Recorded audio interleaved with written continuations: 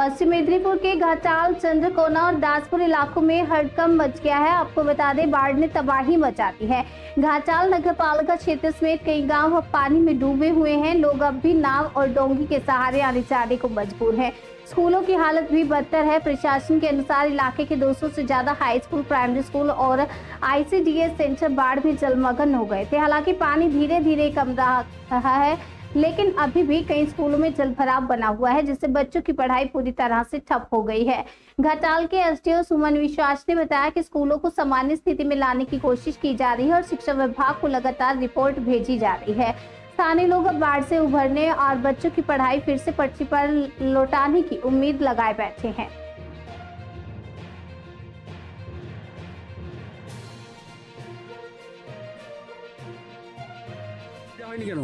বন্যার কারণে স্কুল বন্ধ রয়েছে। কতদিন? এক সপ্তাহ। জল তো কমছে? হ্যাঁ। এখনো জল রয়েছে? বন্ধুদের সঙ্গে দেখা হয়নি, স্কুল যাওয়া হয়নি, মন খারাপ হয়নি? হ্যাঁ হচ্ছে। কি চাইছো? বন্যাটা যেমন তাড়াতাড়ি কমে যায়। স্কুলে যেতে হবে। কি নাম? ওম মাঝি। কোন ক্লাসে পড়ো?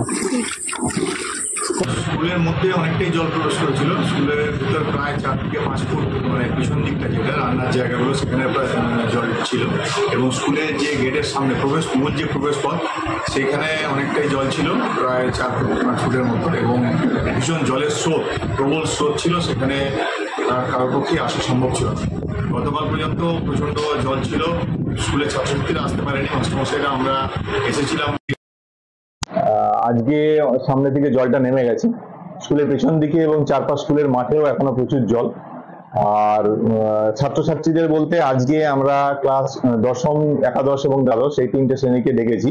যথেষ্ট সাবধানতা অবলম্বন করেই আমরা আসতে বলা হয়েছে গার্জেনদের সাথে, এবং অযাচিত কোনো অযথা কোনো ঝুঁকি নিতে বারণ করা হয়েছে।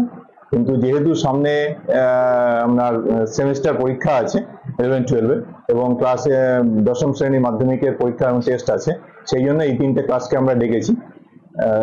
ক্লাস 5 to 9 বন্ধ আছে এখনো পর্যন্ত, ছোট বাচ্চাদের জন্য বন্ধ। মিড ডে মিলও সেই কারণে বন্ধ আছে। আপনারা জানেন মিড ডে মিল ক্লাস 8 পর্যন্ত, সেই জন্য মিড ডে মিলও বন্ধ আছে। স্কুলের মধ্যে বলতে স্কুলের পেছন দিকে যে স্কুলের যে খেলার মাঠ এবং স্কুলের মিড ডে মিলের রান্নার যে জায়গা সেখানে এখনো জল আছে। আমার নাম প্রণব। এই মুহূর্তে চন্দ্রকোনা 1 এবং 2 ব্লকের জলস্তর অনেকটাই কমেছে।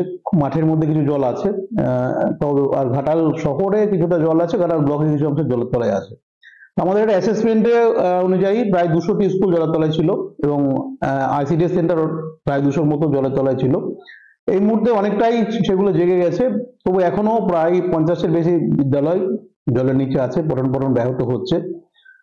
এটা আমরা রিপোর্ট পাঠাবো সব জায়গাতে। জল নেমে গেলে বিদ্যালয়ের যদি কোনো ক্ষয়ক্ষতি হয়ে থাকে, বিদ্যালয়ের কাগজপত্র বা মিড ডে মিলের চাল বা আসবাবপত্র, বেঞ্চ যদি কোনো ক্ষতিগ্রস্ত হয়, সেই রিপোর্ট আমরা পাঠাবো।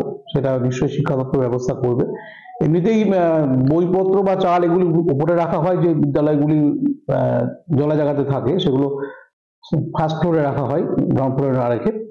তবে আসবাবপত্রের কিছু ক্ষতি হয়, বিগত বছরও হয়েছে। বেঞ্চ আমরা দেখেছি, সেগুলো কিছু কাজ করতে হয়েছে আমাদের, বা কোনো জায়গায় বিদ্যালয়ের বিল্ডিং এ ফাটল দেখা গেছিল গত বছরে, সেগুলো আমরা রিপেয়ারিং করেছিলাম।